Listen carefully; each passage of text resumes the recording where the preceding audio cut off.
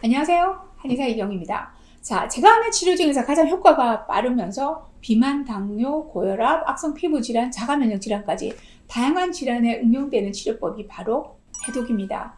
그런데 꼭 병원에서 치료를 하지 않더라도 우리 몸속에는 아주 효율 좋은 자체 해독 시스템이 이미 있다고 저번 시간에 설명드렸습니다. 사실 제가 하는 해독 프로그램 역시 완전히 무에서 유를 창출하는 것이 아니라 과도한 독소에 지친 몸속의 해독 시스템을 되살리는 과정이라고 설명하는 것이 더 정확할 거예요. 자, 건강을 지키기 위해서 꼭 되살려야 하는 우리 몸속의 3대 독소의 배출 통로, 지금부터 들어가 보겠습니다.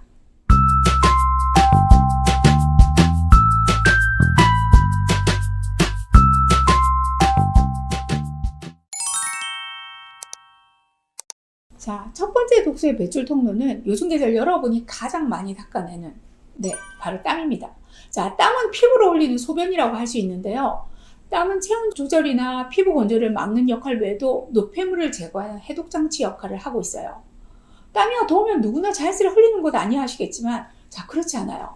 비만 환자분들을 보다 보면 유독 더위를 많이 타시면서 운동을 아무리 해도 땀이 잘 나지 않는다고 말씀하시는 분들이 꽤 있습니다. 자, 이런 분들은요, 수분을 통해서 배출되어야 할 여러 독소들이 피부 밑에 쌓여 있는 거죠. 당연히 쉽게 피부 질환에도 노출됩니다. 이런 분들에게 발산을 돕는 한약을 써주게 되면 몸이 가벼워지면서 피부도 깨끗해지는 것을 경험하게 됩니다. 당연히 살도 빠지죠. 자, 반대로 수시로 땀이 나는 분들도 있어요. 체온이 상승하지 않았는데도 과다하게 긴장하거나 조금만 자극해도 교감신경이 흥분하면서 수시로 땀을 과하게 분비하는 건데요. 이런 분들은 쉽게 탈수가 되면서 오히려 전신의 순환에 장애를 받게 돼서 정상적인 독소 배출은 더 어려워져요. 모세혈관의 혈액순환이 잘 되지 않고 손발이 찬 사람들 중에 손발만 흥건한데 도리어 효율적인 땀의 배출은 잘 안 되는 경우들이 많답니다. 자, 땀의 양만이 아니라 땀의 냄새와 색깔도 살펴보시기 바랍니다. 평소 해독 기능이 잘 수행되고 있는 건강한 땀은 아무런 냄새도 색깔도 없이 깨끗한 물과 같아요.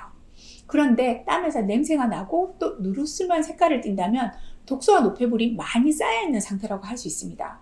특히 스트레스와 과음으로 간 기능이 현저하게 떨어지게 되면 혈액 속에 황달을 일으키는 빌리루빈이라는 성분이 증가하게 되게 되거든요. 그러면 땀에도 냄새와 색깔을 띠게 됩니다. 또 심한 다이어트를 하는 경우에 지방이 불완전 연소가 되면서 땀에서 퀴퀴한 냄새가 나기도 하고요. 또 반대로 고기를 많이 먹어서 단백질이 대사되면 땀에서 암모니아 냄새가 나기도 합니다. 지속된다면 원인을 찾아볼 필요가 있겠죠. 또 땀이 나는 부위도 한번 점검해 보시길요. 우리 몸에서 면역 반응과 해독 기능이 활발하게 일어나는 곳이 바로 림프절이죠. 자, 림프절은요, 겨드랑이와 사타구니에 집중돼 있어서 쓰레기, 하치장과 같은 역할을 해주고 있거든요. 자, 온몸에 모여온 독소가 많이 쌓이면 겨드랑이와 사타구니의 림프절이 활발히 가동을 하게 되는데, 유독 겨드랑이와 사타구니에서 땀이 많이 난다 하시는 분들, 그만큼 내 몸에 독소가 쌓여서 쓰레기 하치장이 바쁘게 움직이고 있구나라고 생각하시면 됩니다. 지금까지 말씀드린 땀을 통한 해독 과정을 관리하는 장기는 바로 폐입니다. 한의학에서는 폐주피모라고 해서요, 피부의 기능을 폐가 주관한다고 설명하죠. 즉, 폐는 큰 호흡기로 작은 호흡기인 피부는 폐 관리를 받는 건데요. 사실 피부로 호흡하는 건 폐호흡의 1%밖에 되지 않지만 그 외에도 수분 증발을 통해서 피부열을 발산하면서 체온을 조절하기도 하고, 또 피부 밑에 쌓인 피부의 유독물질을 배설하는 등 피부는 매우 중요한 역할을 담당하고 있습니다. 그래서 허파로 숨을 쉬더라도 피부 호흡을 차단하면 40분 이내에 사망할 만큼 폐와 긴밀하게 호흡하고 있는 거죠.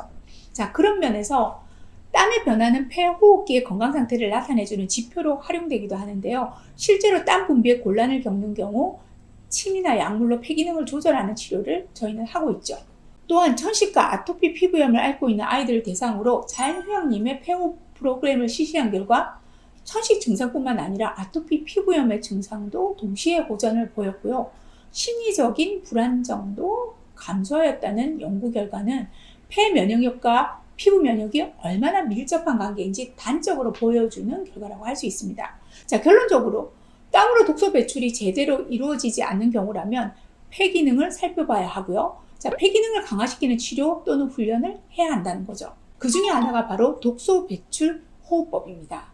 본인의 폐가 얼마나 잘 작동하고 있는지 한번 호흡을 통해서 살펴보시겠어요? 자, 가슴에 손을 한번 이렇게 얹어 보세요.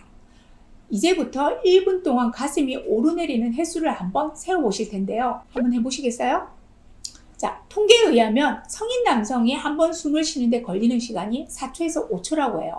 그런데 재밌는 건요, 황제내경과 같은 고서를 보면 사람의 가장 이상적인 호흡 시간을 6.4초라고 소개하고 있어요. 과거에 비해 현대인들의 호흡이 확실히 가빠졌다고 볼 수 있는 거죠.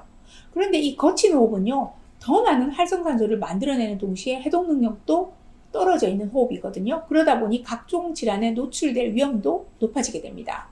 그래서 요가나 기공요법 등에서는 깊은 호흡을 강조하고 있는 거죠. 숨만 잘 쉬어도 폐로 들어오는 독소를 줄이고 또 반대로 이미 들어온 독을 해독하는 능력도 길러지게 되는 거죠. 그런 면에서 오늘 알려드리는 해독호흡법 꼭 연습해 보시기 바랍니다. 자, 먼저 손을요, 자신의 윗배에 가볍게 대고 복부의 움직임을 느껴보시면서 천천히 숨을 들이마셔서 먼저 배를 풍선처럼 부풀린 다음에 그 다음으로는 가슴과 등까지 부풀려 보세요. 호흡은 이때 입을 다무시고요, 코로만 들숨을 하시면 됩니다. 자, 다음으로 숨을 내쉴 때도요, 천천히 나누어서 뱉는다는 느낌으로 가슴과 등을 먼저 수축하고요, 반만 내쉰 다음에 마지막으로 배를 수축해서 내쉬도록 하세요. 자, 이때 들이쉬는 숨보다 내쉬는 숨을 더 천천히 하셔야 해요. 들숨은 교감신경의 긴장을 유발하고 날숨은 부교감신경의 이완을 유도하죠. 자, 해독은요, 이런 상태에서 이루어지는 겁니다. 자, 이렇게 호흡을 집중하면서 조용히 쉬는 시간마다 계속 연습을 하시면서 하루 100회 정도를 한번 해보세요. 근육을 단련하는 운동은 하듯이 땀을 통한 독소를 배출하는 폐를 단련하는 운동법 꼭 해보시기 바랍니다. 감사합니다.